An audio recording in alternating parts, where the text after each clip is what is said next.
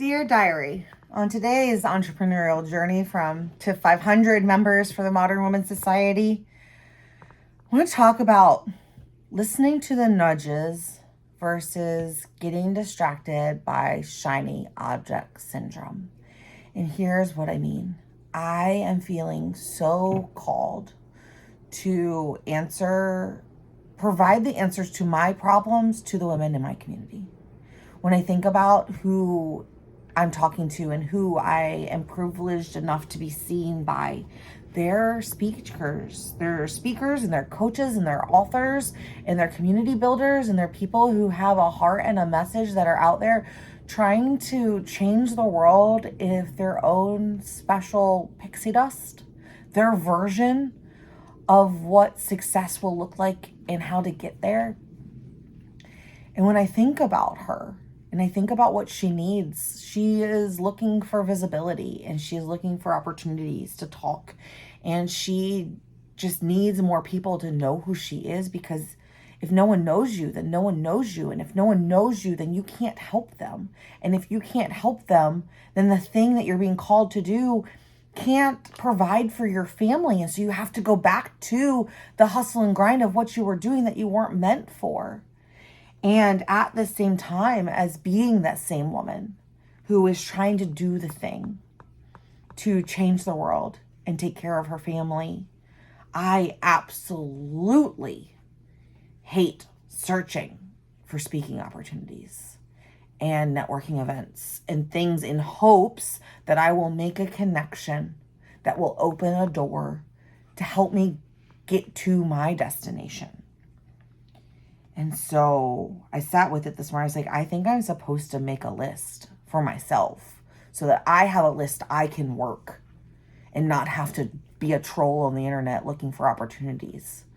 And I think I can share that with other people as I'm building it. And then I can put other people's opportunities on my list to make it easier for them to find people to get on their stages and come to their podcast. And then I got in my head and I was like, one, are you becoming the person who's selling the thing they haven't done yet?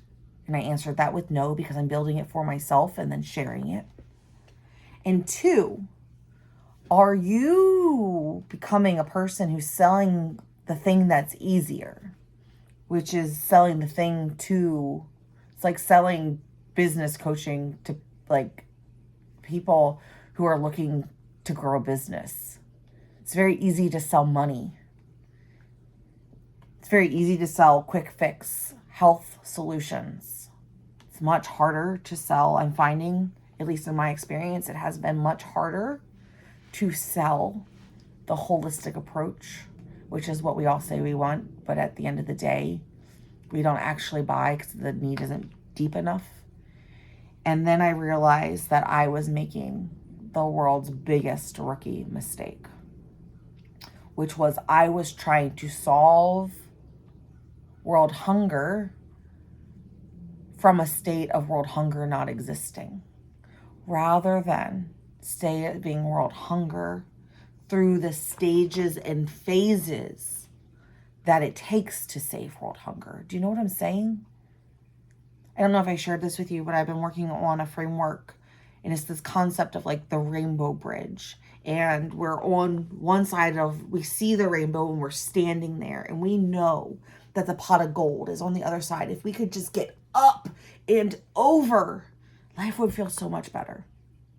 And so I have this concept of like, I think there's 3 phases that we go through as we are healing and becoming and expanding into the people that we were meant to be. Because there are some people out there who are not evolved who are making a whole hell of a lot of money. And there are some people that are out there who are evolved that aren't. And there are people that are evolved making tons of money. Like, you can play that scenario from any which way. You will always get an answer that exists. So why not create it in a way that is what we're seeking?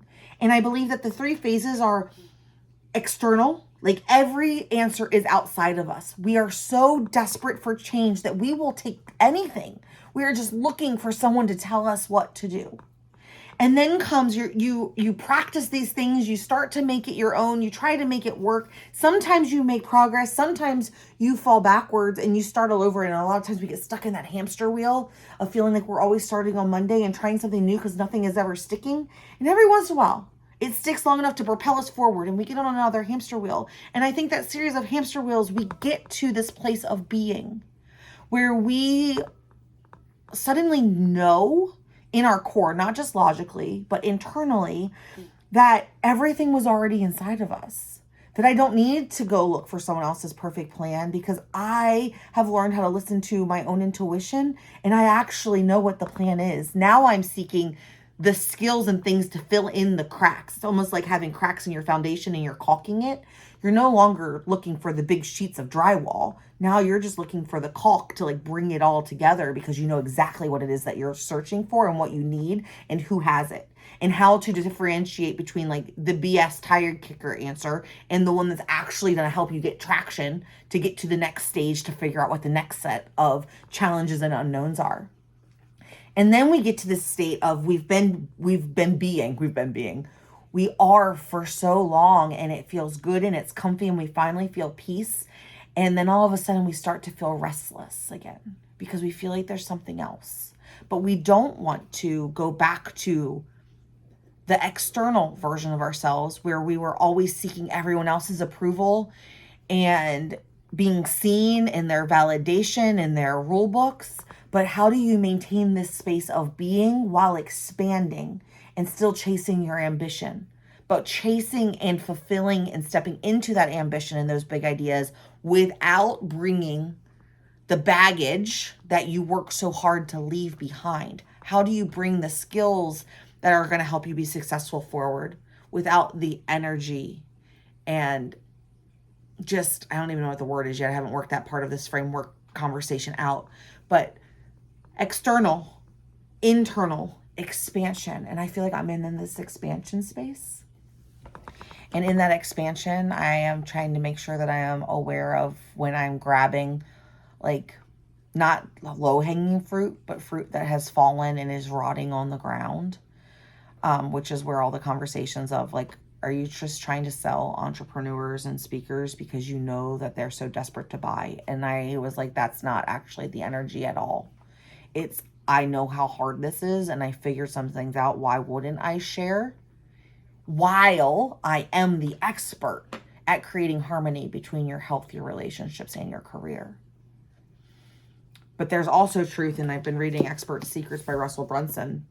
There's also truth in that you can't save people who aren't ready to be saved, who aren't willing to do the work and to hit the pavement and sweat it out. And not from a hustle and grind place, but from a like, I am so determined to figure this out that I don't want this. I don't believe this reality to be true. I am going to find the reality that works for me. I'm going to build it. I'm going to make it. I'm going to go. And I was missing some steps because I was trying to sell Tiffany 10 years ago what Tiffany now wants, needs, and buys. And there was a disconnect. And so I think I got lost in my conversation just there with myself and you, but Dear Diary, right? And so I hope that was helpful for you. If you're in the messiness, what if you just followed the nudges, let it unfold, keep working, keep showing up, and believe that aligned action and divine timing is everything that you've been waiting for, and be self-aware enough to learn as you go. Mwah.